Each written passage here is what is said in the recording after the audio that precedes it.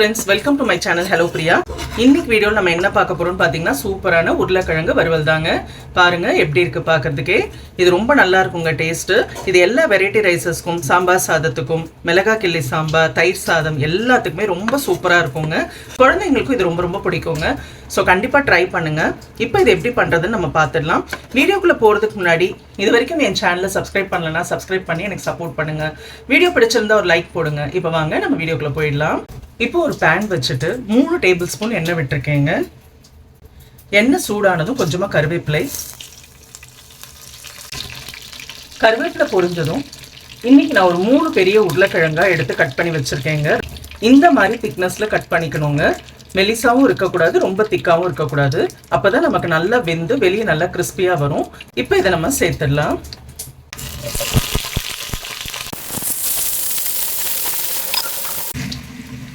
ஒரு 1/4 டீஸ்பூன் மஞ்சள்தூள் சேர்த்துக்கலாம். தேவையான அளவு உப்பு. இப்போ இதை நல்லா பெரட்டி விட்டுறலாங்க.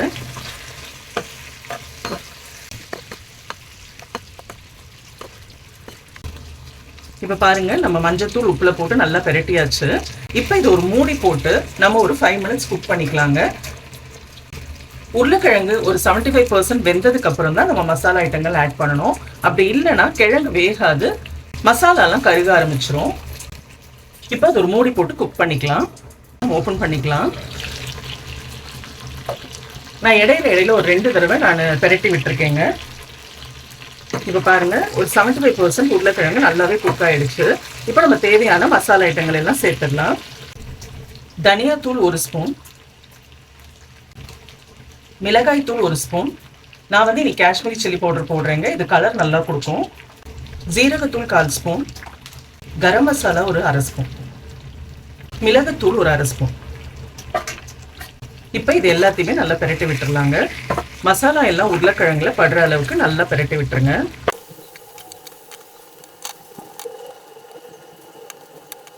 நம்ம ஏற்கனவே ஒரு 70% குக் பண்ணிட்டோங்க உருளைக்கிழங்கு.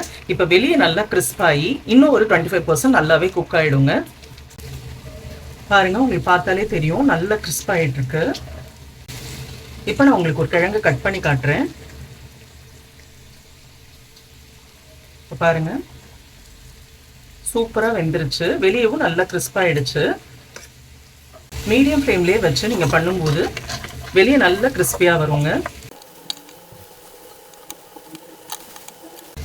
ஸோ அவ்வளோதாங்க, சூப்பரான உருளைக்கிழங்கு வறுவல் ரெடிங்க. இப்போ கடைசியாக கருவேப்பிலை இப்படி மேலே தூவி விட்டுட்டிங்கன்னா நல்லா வாசமாக இருக்குங்க. இது எல்லா சாதத்துக்குமே நீங்கள் தொட்டுட்டு சாப்பிட்லாங்க. வெரைட்டி ரைஸஸுக்குலாம் இது ரொம்ப நல்லா இருக்கும். சாம்பார் சாதம், தயிர் சாதத்துக்கும் ரொம்ப நல்ல அல்டிமேட் காம்பினேஷனாக இருக்கும். குழந்தைங்களுக்கும் இது ரொம்ப ரொம்ப பிடிக்குங்க. ஸோ கண்டிப்பாக ட்ரை பண்ணுங்கள், மிஸ் பண்ணாதீங்க. நான் சொன்ன அதே மெத்தடில் ஃபாலோ பண்ணிங்கன்னா இதே மாதிரி உங்களுக்கு நல்லா கிறிஸ்பியாகவும் உள்ள நல்லா சாஃப்டாகவும் வெந்து வருங்க. ஸோ கண்டிப்பாக ட்ரை பண்ணிவிட்டு எனக்கு எப்படி இருந்ததுன்னு சொல்லி கமெண்ட்டில் சொல்லுங்கள். வீடியோ பிடிச்சிருந்தா ஒரு லைக் போடுங்க. இது வரைக்கும் என் சேனலை சப்ஸ்கிரைப் பண்ணாதவங்க சப்ஸ்கிரைப் பண்ணுங்கள். நம்ம இதே மாதிரி இன்னொரு வீடியோவில் சந்திக்கலாம்.